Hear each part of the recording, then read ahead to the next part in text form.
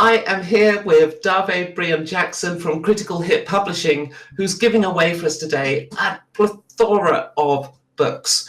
And let's talk about what those books are and how you came to be in Critical Hit Publishing. Because I know, Davae, you started off, as I did, as just a content producer on YouTube. And you've always been one of my favorite content producers because I really love the way you look at stuff.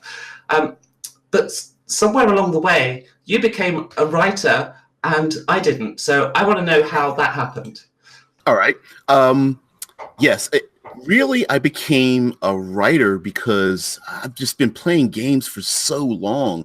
It's been over 40 years now.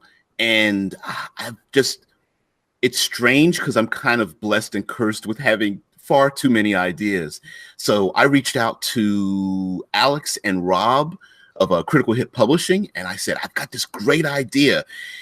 And this was just about the time 5th edition Dungeons and Dragons came out. And in the opening, it talks about the 3 pillars of gaming, combat, social interaction, and exploration. And I said, man, that's the thing that I'm really passionate about. So I reached out to them. I had this great idea. I had no idea whether anyone would take me seriously. And after 15 minutes, they said, this is an awesome idea. No one's ever done anything like this before. And the idea just took off and it became known as the Cinematic Environs. And I've never looked back and still going strong. So how many of these books have you produced now? So, because I remember thinking the first one, it was Deserts, I think was the first one, wasn't it?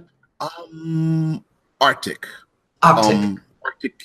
Yes, the Arctic book was first, and that was like as most things, it's like, yay, this is our greatest project ever, and then you look back and go, we can do so much more. So, so far there are 7 books in the series. And we intend on making our 8th one is coming out called Plains and Grasslands. And we will do all of the natural environments. And then the goal is to create a compendium of all of them together in a hardback bound version of every book in the series. So it's kind of daunting, but it's a dream. So yeah, maybe it might be a Kickstarter. It might be, maybe we might just put it together on drive-through. I'm not sure if they do any things that are that huge, but yeah, that's the dream. That's the dream, and I haven't lost sight yet. So, okay, and you've nearly finished your 8th book, and you've not been writing them that long. I mean, the first one was what, 1.5-ish? Yes, I would say that. 1.5 years, maybe 2 years. I tend to overwrite, so there's never this idea that I'm going to write and I'm done. It's more or less I'm going to write, and then Rob, our editor, basically tells me, please stop, and he goes and turns my droppings into gold, and then Alex puts a nice shine on them with his excellent layouts, and then voila, we have something. But like for example, now currently I do a live stream Monday through Friday at 6 a.m. Eastern Standard Time, so it's about 11 a.m.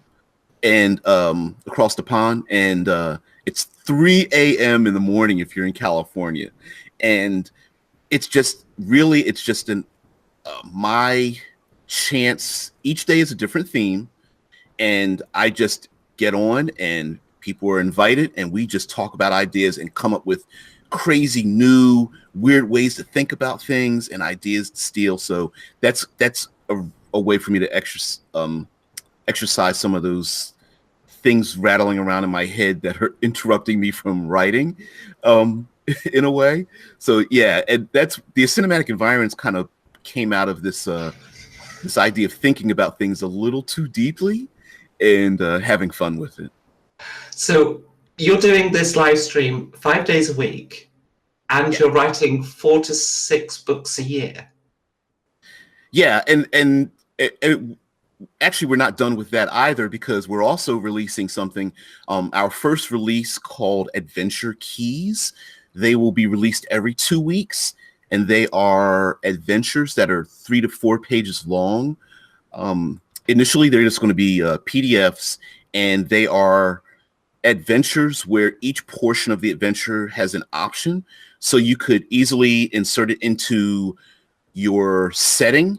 And of course, this is for fantasy gaming, but you insert it into your setting. And then because each section has an option, you could just keep recycling them over and over again. And no two encounters will be the same. So they have NPCs, a location, goals, hooks, ways to change them up, threats, that kind of thing. So, yeah. Okay, so and I'm glad you mentioned Adventure Keys, because this is one of the things I really love about your work, is that you actually break down the theory into these identifiable components. You talk about the 3 pillars and Adventure Keys, and you have this kind of theory approach, and you say, right, this is what should be there, now we fill those boxes in. And I just think that's a really elegant way of working and in understanding the mechanics of the game and the mechanics of a story. But how do you identify these bits of theory? How do you do it? Because I've never been able to do it to the extent you can. Well, I'm old, so that gives me an opportunity to fail quite a bit, and having done that so often for so long, it's kind of, now I can maybe pass some of that information on to other gamers. And the other thing is that I have also been an avid martial arts practitioner. I've lost touch with that in the last couple of years, but in many ways, there's this idea of starting out simply, and then you expand in this like large globe of complex ideas, only to once again return to the simplicity. So I tend to look at things as bullet points. Like, there is a way to summarize things down to like one line. And that's how I tend to write, where I'll take a big complicated idea and just say, well, what are the simplest, what's the core essential value of what I'm thinking about, and start to write out bullet points. And then I expand on each of those bullet points from there. For example, the first cinematic environments book started out from the simple idea of, can you drink a frozen potion in the Arctic wastes? And the idea that generates, because when I first tell someone about frozen potions, it's like, well, it's kind of like the eye blink, like, well, wait a minute, do potions freeze? And if they do, what about so many other things? And so it just starts to create this. I love ideas where there are complications that you have to overcome, and many of those complications come about through start from very mundane ideas and then just incorporating them into the larger scope of fantasy and drama. So yeah, it started out basically from a frozen potion. And I think I was watching, like, I don't know, one of the Hobbit movies and the 5 armies, and it made me think about, fighting on a frozen lake. And I remember an old, not very well received, I think it's King Arthur movie, and they were fighting on a frozen lake. And I went, why isn't there anything about, I want to fight on a frozen lake? That's cool. I want my character to drown and die, and, have a frozen death after falling through the ice. And then I looked around and went, it doesn't exist. I said, well, maybe I should make it up myself. So I asked Alex and Rob, hey guys, can we do this? I've got this great idea. And he said, yeah, let's do it. I'm just making a note of frozen potions now, because I'm stealing that idea, because that's just amazing. Do it. And so, like, my daily live stream, like, I bring up things like that, and we just get together and just go off on those ideas. I'm actually quite surprised people join me at that time of morning, especially in the States, but good for them. Let's not talk. very smart. Let's talk a little bit about the books themselves. So, Sure. can we see one now? Yes. I've got the hardback versions of them. Well, hardback.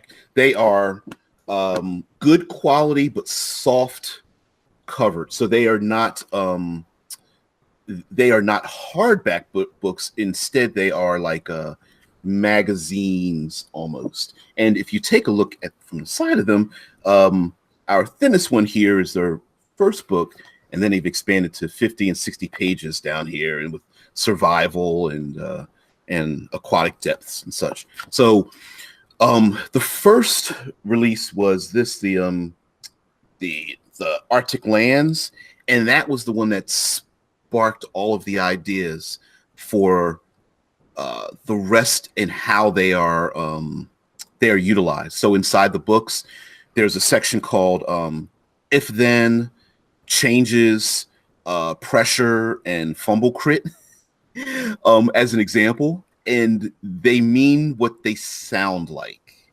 So like pressure is just a great ideas for GMs to push the action forward to prevent analysis paralysis. Changes are, hey, I want to change this particular encounter. If then literally means if then, like if the players do something, then this other thing will happen. I love putting all the pain in the players' hands. So yeah, you know what? If you run across the rope bridge, then there's a good chance you're probably going to fall through. But if you walk slow, chances are you're going to be a easy target for enemies on the other side. What do you want to do? So putting that in the player's hands is always the best if you're the game master. That way you never get blamed for killing them off. and fumble crit. It's a table. We always try to add some kind of table where either you yourself as a player fumble, or you have a critical success against someone else, and this is like a little added bonus. And it's all based on the location you're at. So if you're in a frozen lake, maybe your critical success is that you strike the person so hard they just punch through the ice like a nail through wood, and they fall into the frozen depths, or you disarm someone and their weapon goes skittering across, or you fumble and your foot falls through the ice and it goes numb or something like that. So yeah. So as a GM, if I pick up one of your books, what's it going to do for me? It's going to give me inspiration for encounters and storytelling, is it, in a particular type of environment? I describe it like this. These books are puzzles, traps, layers. They are the environment all combined into one book. So many people have questions on how do I make puzzles for my group? And the answer is create the problem, but don't create the solutions. They act as traps. Many people want to incorporate traps into their game, but the mechanical type trap, is rather impersonal and also can be very hard to wedge into a game. But the environment is always around us all the time, both natural and man-made. And because I'm also a very cinematic person when it comes to movies, so I always picture scenes in my head from every classic movie. For example, like the frozen lake, the battle on a frozen lake is a very, very popular one. It's been done many times in books and comic books and anime and live action and that kind of thing. I said, well, role playing, there's no limitation on the mind, so why can't we do that? So I just use the rules engine, primarily from 5th edition, and I figure out, look, these rules already exist. How can we use and abuse them? And so I wrap them around the idea of creating, frozen lakes, fighting in a tundra, fighting in a blizzard, fighting in a whiteout or on ice cliffs or something like that, and just come up with so many different ideas. And then, of course, each book deals with this particular environment. So we have Arctic lands. We have ourselves desert wastes. We've got mountains, and they involve caves and high altitudes and such. We've got ourselves blasted lands, and that's all about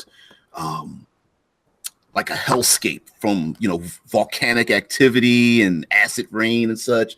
We've got aquatic depths, and that of course deals with everything moisture related, from tropical regions to the Arctic Circle, and everything in between, including like flooded chambers and waterfalls and a storm surge, all those kind of things, and rules for that. This one is aerial reaches, and that was a stress test for me to take it into an aerial realm. So I decided to detail flying in vehicles and using flying mounts and chases, and what would an environment be like if people lived in the sky and did not live on the ground. There's even an area in there about like sky pirates and etherite meteor storms and asteroid fields and chromatic clouds.